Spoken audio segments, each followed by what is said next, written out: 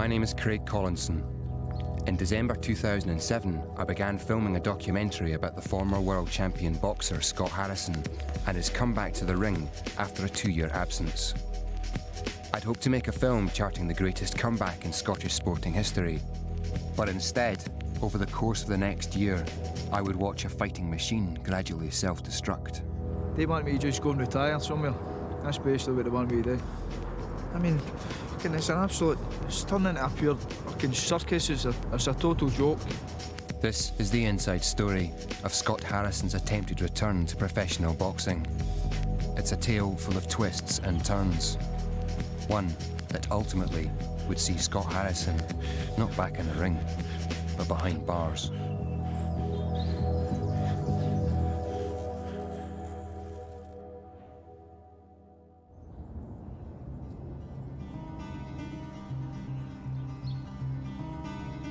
It's December 2007, and I first meet Scott Harrison as he officially announces to the press that he will return to the ring. This is Scott Harrison, official comeback. So, mark my words. I'm not a boxing expert, but like most people, I know that Scott is Scotland's most successful boxer, a 2-time world title holder, but that problems with alcohol, drugs and the law stalled his career, just as he was on the verge of becoming one of the sport's all-time greats. I also know there must be a person behind all the tabloid headlines, and I want to find out who that is. My first day's filming is at the start of a 10-week training schedule for a warm-up fight planned in March. I read that Scott can be temperamental, but he's keen to get across that his past is behind him and that he's totally committed to getting his title back. I'm looking for my third world title. I mean, everybody knows what I've been through since the past 2 years. I've not fought in about 2 years, so this is me going to. I'll definitely win the world title again. I think a lot of people forget, the 6,000 fans that used to turn up and support me. I think a lot of people actually forget all the genuine world title fights I used to put on. When you see me right now, right? See right now, you see me day one. This is going to be a few months, this documentary. So you'll see me in 10 weeks' time. Then you can see the difference for yourself. I mean, it's sort of night and day, basically. I mean, I'm dropping 2 stone in weight. The way you see me punching the bags today is going to be totally different than it's going to be like 10 weeks' time. You've got to see a pure animal. Scott's certainly taking his training seriously. 6 days a week, he's up at dawn for a 5-mile uphill run, followed by a 2-hour session in the gym, and then a further workout at night. Scott's dad, Peter, who coached his son to the world title, is back training him again and making sure he stays on course.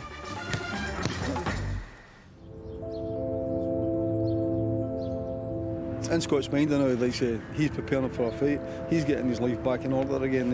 He's getting his fight. I mean, all he talks about is a third world title. You know, that's all he's wanting, that's a third world title. But as Scott gets into the rhythm of this grueling regime, I discover there might be a problem.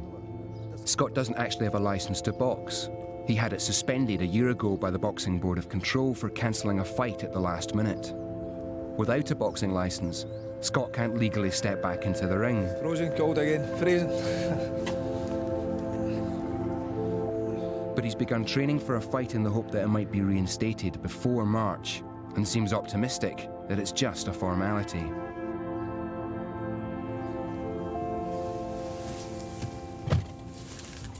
All depends on the board, really, doesn't it? All depends if the board are going to play the game. You know what I mean? Gives your licence back. Because no chance. When do you expect to hear? When do you think? Well, I'm expecting a letter through the door today.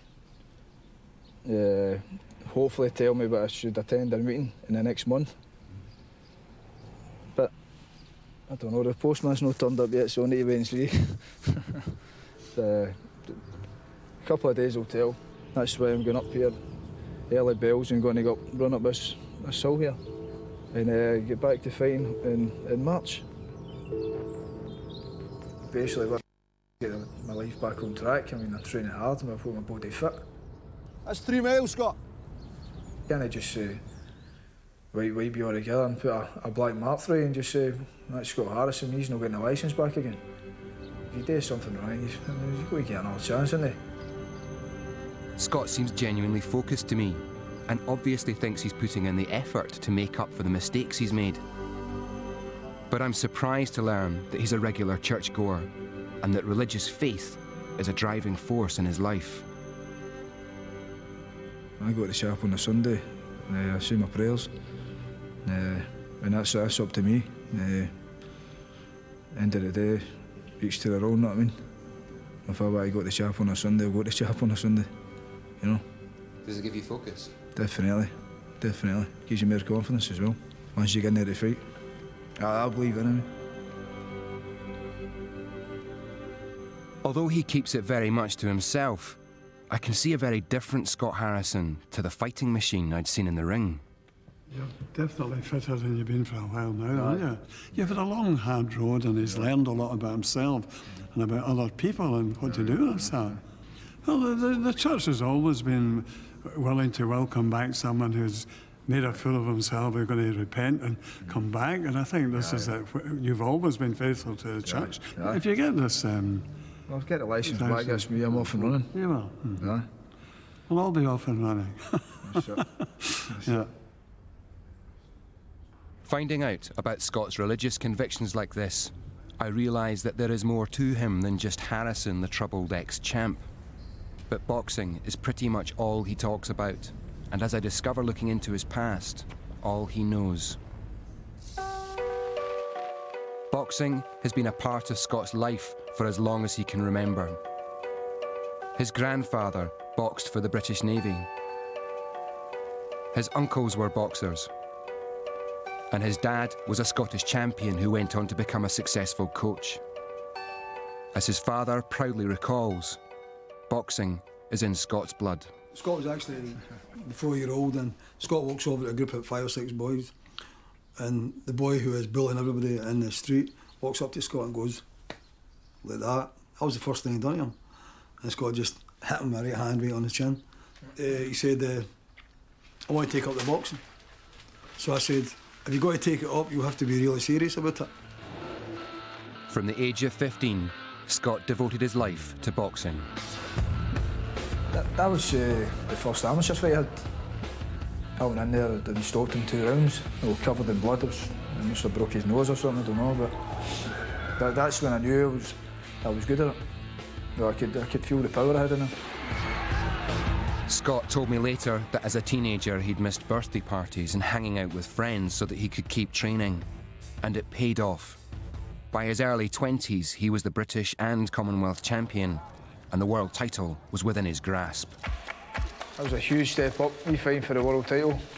Shakon, who I was fighting, he was a big left hooker. He threw big left hooks. He was small, he'd come for the crouch, he'd come up with the big left hooks. He'd knock everybody out with this left hook.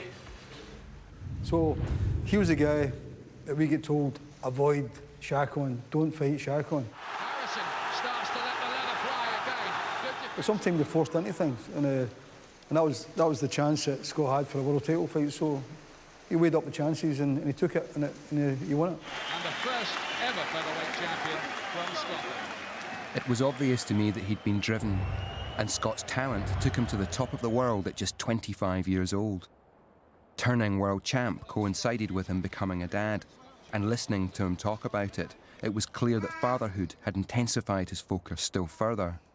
5 years on, and he was still hungry for success. Once you get kids, it's not really all about yourself. It's about fighting for your family.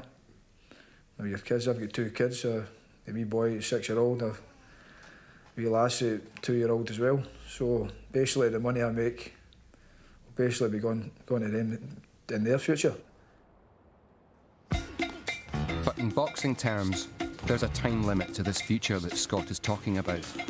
He is 30 years old, getting to be past his prime as a boxer. He's been out of the ring for 2 years. It's not going to be as easy for him to get into shape as it had been before.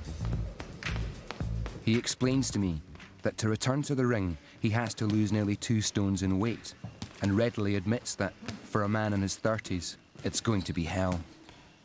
I'm sweating maybe 8 pounds in one training session. You times that with 3. Your morning training session, after in at night, I'm losing a stone a day, but putting a stone back on with fluids. So you think how much draining your body goes through with it.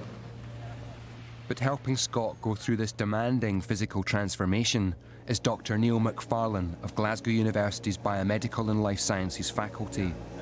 I filmed the crucial series of tests and checkups Scott has to go through to assess if his body can still take the strain. Scott, to lose weight, has to train 2 or 3 times a day, but there's no point in him training so hard 2 or 3 times a day that he's killing himself. We want to try and do the minimum he can to lose weight. What Scott wants to hear is that he can still be as fit at 30 as he was at 25. There's no reason why you can't be as fit as you were. There's no reason... Even fitter. Or even fitter, that's what I was going to say. It depends on your lifestyle as well, doesn't it? If you're living better, you're going to get fitter, aren't you? And you're going to live better, aren't you? Live better. Do these things. The weight you're at just now, the hydration levels you're at just now, super featherweight, should be no problem to you. The checkup with Dr. McFarlane is also an opportunity to test Scott's punching power and a chance for me to get an idea of what it would be like to be hit by this man.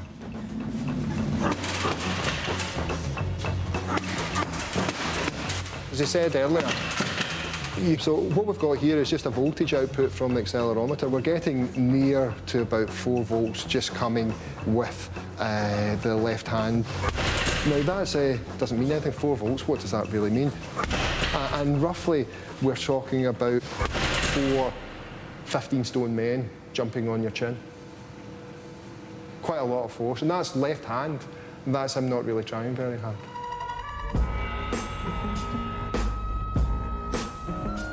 Scott can clearly still hit, and hit hard. But with just 7 weeks to go to his first warm-up fight, and still a lot of work needed to get his fitness, speed and weight where they need to be, he's going to have to move things up a gear. And this means a trip to his favourite training ground up in the Scottish Highlands. No, you either want to be a professional fighter and be the best fighter that you can be, or you want to just play at it. What you're doing is just, you're training basically all day. You're getting your head down about 11 o'clock at night, and you're just waking up the next morning and going back to training again. So you're basically, for the next 2 months, you've got to live like a monk to be a champion.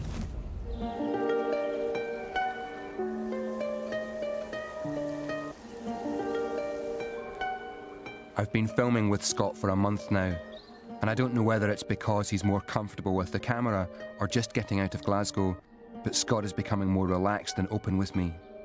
For the first time, I'm beginning to see behind the PR front that Scott and his dad have been careful to maintain.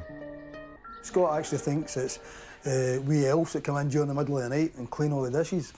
I mean, it's like that I don't know the fairy tale, it was about the cobbler, how all the shoes used to be mended in the middle of the night, and this guy just thought that they're mended with magic. Scott thinks it's the same with dishes. End of the day, I'm not a cleaner, so I leave it up to the cleaner's job, you know what I mean? Whoever the cleaner may be, I'm not saying my dad's a cleaner, I'm saying the cleaner, whoever it may be, I don't know. But I've got to train, I've not got time to do the cleaning and things like that. You're laughing at.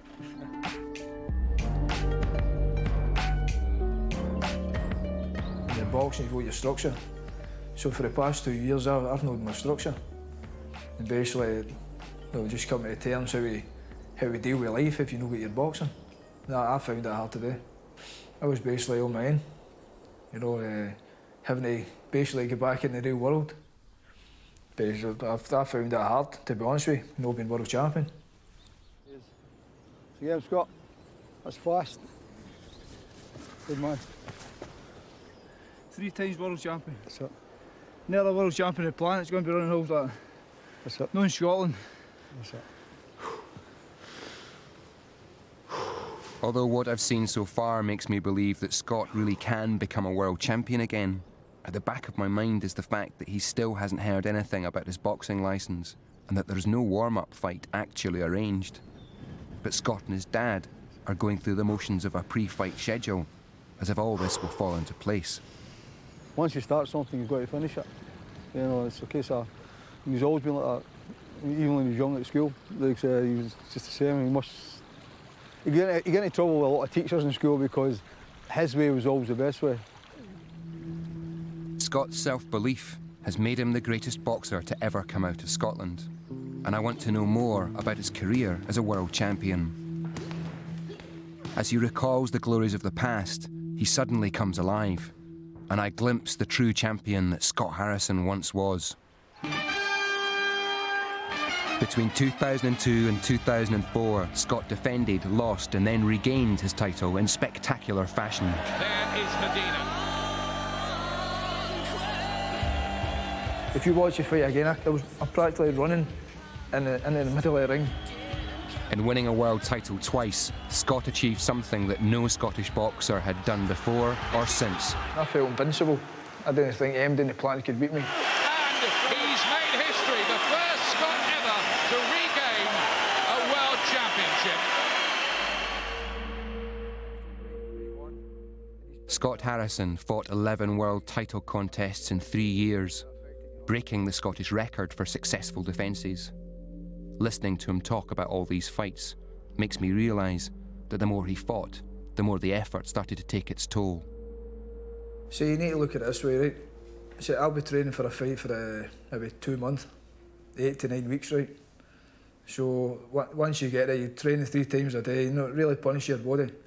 Once you get there and all the crowds there, and all the fans and all that, and you've already done all the press coverage and all that, you get to the fight, you win the fight, you put on a brilliant performance, you know what I mean? Then maybe 3 years later, I can feel shite, basically. Do you think you took being world champion for granted? I think after a while I did. To be honest with you, I think I did take it for granted, aye. I think it's only when you're no world champion, you say to yourself, oh, what was it like when I was world champion? You know, I think I did take it for granted, to be honest with you. The one fight that Scott avoids describing to me is his 9th World Championship contest in January 2005 that ended in a contentious draw. He was booed by the crowd and the sporting press started to turn on him. At the same time, stories began to emerge that Scott was drinking heavily and getting involved in violent confrontations outside the ring. He seemed to me like a professional fighter who was beginning to lose the self-control and discipline that had made him a champion. I'd walk into a pub, all the eyes are on me, see what I'm going to do. At the end of the day as well, I mean, I didn't make it any easier for myself, you know. Maybe going up to different pubs or maybe drinking, maybe getting to jail. In May 2006, Scott was charged with resisting arrest in a bar and assaulting a policeman. Shortly after, he pulled out of a scheduled title defence fight and booked himself into the Priory Clinic for alcohol-related problems. I had to get into the Priory just to try and get my act together, but I went from one Priory to another Priory. I went down London as well. I was in rehab in London. Went to Ireland. So in the space of a couple of years, I've been in about 3 different rehabs. For my dad to see me when I was 15, 16, fighting for, had my first amateur fight, and saying, "Aye, son, you hopefully get to the Olympics one day," to fighting for your first and second world title and defending it 10 times.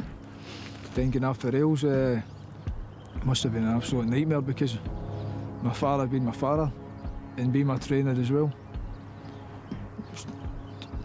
It's twice as hard for him. Tell you one thing, see who's going to be there through thick and thin. It's going to be your family. Your family will always be there.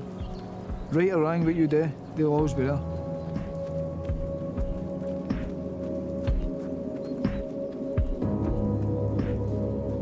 It's nearly halfway through Scott's training schedule, and I'm beginning to see how badly he needs to make this work. But there is still no mention of his boxing licence, and I press him again about news from the boxing board. Just look, mate, we can see it coming. The response I get comes as a complete surprise. Scott reveals that he has a pending court case for a breach of the peace, resisting arrest and police assault charge dating back to May 2006. The Boxing Board has taken the view that until this case is resolved, Scott will not be allowed to step into a professional boxing ring. Despite having never mentioned this before, Scott assures me that everything will be okay. Everything that I was accused of was about 2 years ago. You know what I mean? It was 2 years ago, it was a long time away when I started getting off the rails a bit. I got a letter from the board today and they wanted to know what I was getting charged with. I mean, you need to remember, I've been trying to get my licence back for the best part of 2 years. So for me to wait to just after February, when I know it's a breach of the peace charge, and there was no violence or anything like that, no, I was accused of. So, I mean, I have no worries. I mean, I'm sure the Boxing Board of Control will do the right thing and give me my boxing licence back. But from this moment on, the film I'm making is about to go in a dramatically different direction. It's early February, and Scott's back in Glasgow for his court appearance. He intends to plead guilty to charges of a breach of the peace and resisting arrest, but not to assaulting a policeman, and the case is going to trial. I think I was a different guy back then to what I'm now. I'm older, wiser, I've grown up a good bit as well. And I suppose I've learned from my mistakes as well. So if you don't learn, you're a fool, basically, aren't you? So I'm just hoping the courts are lenient today. In court, I listened to Scott's lawyer argue that his client had gone off the rails due to the pressures of his sport. The sheriff tells him that he should be ashamed of himself and that he'll only find salvation if he stays off the drink. Scott gets 200 hours community service for a breach of the peace and resisting arrest, but crucially is found not guilty of police assault. Cocky and defiant at the result, he can't resist having a go at the media waiting outside the court for him. So do you leave court today in perhaps a better frame of mind than you entered court this morning? Do you feel that you're now on your way?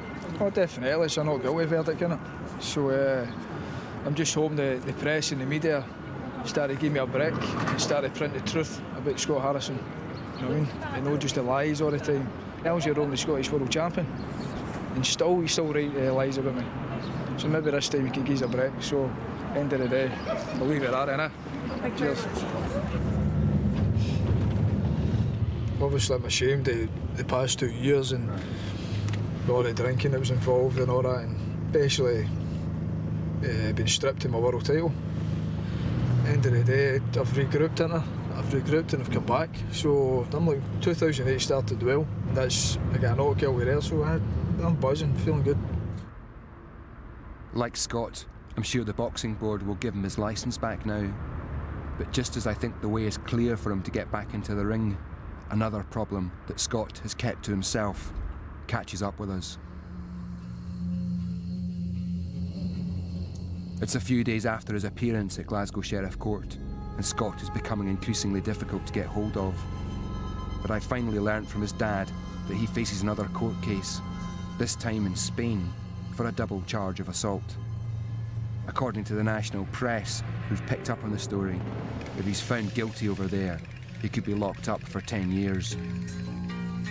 This unexpected turn of events dates back to the autumn of 2006. Out of rehab, Scott needed to get back into the boxing ring if he was going to keep his title. He decamped to Spain to prepare for another fight and took his uncle Jack with him, who worked with Scott as an assistant coach. But they'd only been out there 3 or 4 weeks when he and his uncle got themselves into serious trouble. Following an incident in which Scott crashed his car, they were accused of attacking the driver of another vehicle and then assaulting a Spanish policeman who'd attempted to intervene. When I finally catch up with Scott, he's reluctant to go into detail about what happened that night. Nobody really knows what happened, and you've got all these conflicting newspaper reports about what went on. I'm not way to talk about it. I'm just thinking about it. I was going to start to talk about what happened there, but I've got a trial coming up in April. Okay. And I can't talk about it. Yeah. What do you feel you can talk about in terms of what you were experiencing and what you were going through? I'm not going to tell it, no. Okay. We can keep it brief. Yeah. And just okay. I'm not going to tell you what happened until after the trial. It's going to be fucking suicidal for me to tell him it. Whatever did happen that night in Spain resulted in Scott being locked up in a maximum security prison. They says I was going to Alarín de la Torre maximum security jail. I'm saying, for what basically? For what? Do you know what I mean? Yeah, so eventually we got there and I've said to my uncle, so we've been about 3 days, 5 days, time the lawyer gets through and all that. So we get there and he gets to a week, still not 2 weeks, 3 weeks, and then you're starting to think, I'm going to be in trouble here trying to make this wait. After 6 weeks in jail, Scott was finally released, but he still had a World Championship fight lined up, one that he couldn't afford to cancel given that he was on a last chance to keep his title. I got in bail with the promise I was going to return back, so it was a brilliant moment actually eventually leaving. All right, it was only 6 weeks, but it was a long 6 weeks when you've got a world title fight, came up 3 weeks after that, and trying to train, so that 6 weeks was like 6 months. But 6 weeks of prison diet had put him nearly a stone overweight, and with less than 3 weeks to go until his contest, he couldn't shed the pounds in time. He pulled out of the fight, vacated his title, and then his boxing licence was suspended. Days later, he was arrested in the centre of Glasgow and found to be in possession of diazepam. By mid-2007, he was separated from the mother of his children and had been declared bankrupt. His world had completely fallen apart.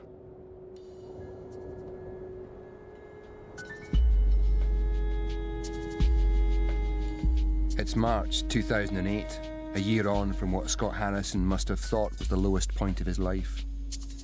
I've been filming with him for 2 months now, documenting what he and I both thought would be his glorious comeback, but I'm now not convinced that his past is truly behind him. Another couple of weeks have passed, and I still can't get hold of Scott. He's due in Spain for his trial in a week, and I know his training has gone off the boil. Eventually he calls, and I arrange to meet at his house, hoping to get an idea of how his comeback has been affected. But on arrival, he won't let me in. Instead, Scott wants to meet at his church, but then decides he doesn't want to talk to me at all. Scott's Spanish court case has caused a frenzy of tabloid speculation about both him and his Uncle Jack.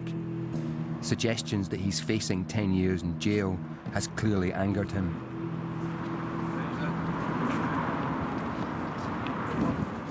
I feel as if he's now as suspicious of me as he is the press, and I'm disappointed that the trust I thought I'd established seems to have evaporated. But the reality is that, like me, Scott knows the consequences of his past behaviour are overshadowing his comeback. When he does agree to film again, it's to voice his suspicions that the boxing board are now waiting for the outcome of the court case in Spain before making a decision about his licence. I think they're just moving the goalposts, and every month it just seems to be something else. I mean, I'd respect them more if they says, "No, Scott, you're not getting your licence back." I would actually respect them there. But no, just to basically piss me right off, and it's basically it's fucking up my career, to be honest with you. Have you been tempted to call it a day? No, because that's what they want me to do. That's what the British Boxing Board of Control want me to do. They want me to just go and retire somewhere. That's basically what they want me to do. It's obvious, isn't it? How do you think I would feel when I'm about 70 and I've retired in my heyday when I was 28, 29, 30, and I've retired and I've had a lot of good fights left in me. I couldn't live with myself if I couldn't finish off my career. I mean, it's a fantastic career up to date. Pretty much the best record in Scotland. Best boxer Scotland's ever had. Just pretty much annoyed in it, but it's just the way it is, isn't it? It's just what happens.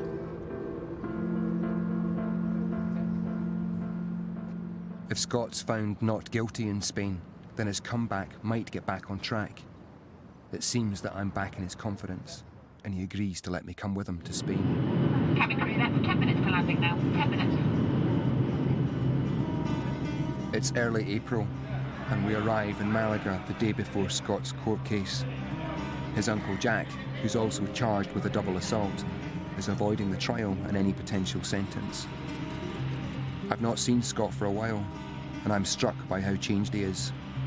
All the optimism and confidence is gone, and only now does he admit how serious things are. I could have stayed back here, but they wouldn't have given me the licence back, so I have to come out here, face the music, and get it done one way or another. My full career hinges on getting through this case tomorrow, so hopefully all goes well. But to be honest with you, I'm not too confident about how it's going to go tomorrow. I mean, it's some of the things have been said here, what I've meant to have done. If it goes wrong tomorrow, I'll not be boxing again. Let's put it that way. My whole career will be ruined. It's the morning of the court case, and more details about what Scott's being charged with have filtered through via his Spanish lawyer. It's only about half an hour before the trial is due to begin, and I think it's the first time it's occurred to him that he might be about to lose his freedom. Yeah, they'll try to give me 3 years for the police assault. Try to give me 3 years for that, so then a year and a half for this and a year and a half for that. So adds up to about maybe 5 years. Yeah. I've never seen him so beaten. But only minutes before Scott's court case is about to start, the judge due to preside over the trial calls off sick, and the case is postponed until 2009. It's a relief, and it isn't a relief. I was expecting it to be done today. I've been geared up for this trial for a while now, and I think everybody has been.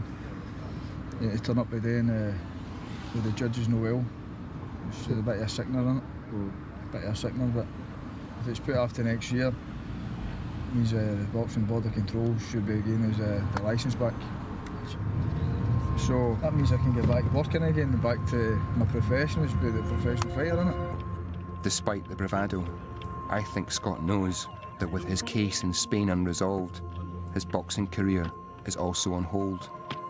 It turns out to be far worse than that.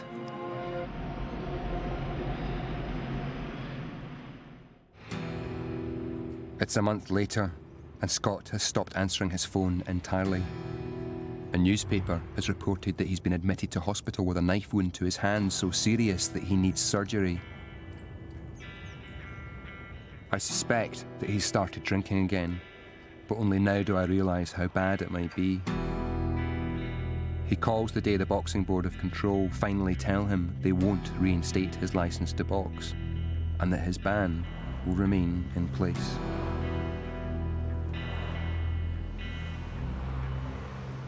I meet him at his Cambuslang home and want to know what's happened with his hand. Aye, well, we were harmed there.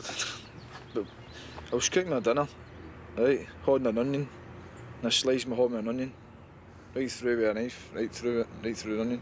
Were you sure, was it? No, it's healing up now. It's alright. It's healing up now. But that's what happened there. But you know the way the press try and betray things again. Whatever Scott's done to his hand has killed off his comeback indefinitely. However, the Boxing Board's refusing to reinstate Scott's licence is the final nail in the coffin. It was all to do with court cases and bringing a game into disrepute and all that. That's how I got banned. Some of the things I said, aye, fair enough. I was out of order. Basically, I just put my hands on and says, I was going through a lot of troubles at the time. So, I mean, I'm a human being. No, I'm not some sort of robot. You know what I mean? But they've obviously made their mind up. I mean, they want me to retire, but there's no chance I'm going to let them beat me. I'll tell you that. As I train every day. So that to me isn't going to have for else. That to me is training every day. I mean, I says I'll keep training until I get my licence back. I'll keep myself fit, keep my body fit. I mean, what they're saying about making half for rails, that's all on the papers, that's all paper talk, again. So, I've got to keep my body strong, keep my mind strong, until I get my licence back. I can't help feeling that Scott's deluding himself, and I'm concerned about where he goes from here. But for Scott, things are about to take a disastrous turn. A few days after I last saw him, his uncle, who'd been facing the same charges in Spain, took his own life. On having the news broken to him, Scott began drinking heavily, attacked his girlfriend, and assaulted a policeman called to the scene. He was remanded in custody, but released after a month, only to be arrested again for drink driving. In September 2008, Scott Harrison began a 10-month jail sentence in Barlinnie. I was deeply disappointed in Scott. Yes, frustration with the British Boxing Board, coupled with a personal tragedy, had caused him to self-destruct. But I think that Scott Harrison, the boxer who trained all his adult life to be a world-class fighter, couldn't admit that he still had personal problems to overcome. That would have been to show a weakness. But Scott's continued inability to control his aggression isn't something I can attribute to the nature of his sport, and his unwillingness to acknowledge his own demons had destroyed his comeback. I still needed answers, and nearly a year to the day after I first began filming with Scott, I caught up with his father Peter at the gym. The things that happened to Scott, it tripped him over the edge at that time with his uncle dying. A lot of people couldn't handle it. I mean, trouble in Spain, he's made a few mistakes over here, and it's contributed to affecting the way his life is, isn't it? Is that why he went back to drinking? I could never explain the reason why Scott did rely on drink. I mean, maybe probably Scott doesn't even know. Maybe it's a complicated thing. Like I said, using the alcohol as a crutch, you know. I'm sure Scott knows the problems it's caused him, and when he tries to learn from them, he'll have learned through the things that led him to Barlinnie. I still think it'll be a happy ending. I think, I hope and pray that Scott's got to get his licence back. That'll put, and then he can get his career back on track again. I'm sure that's what's got to happen.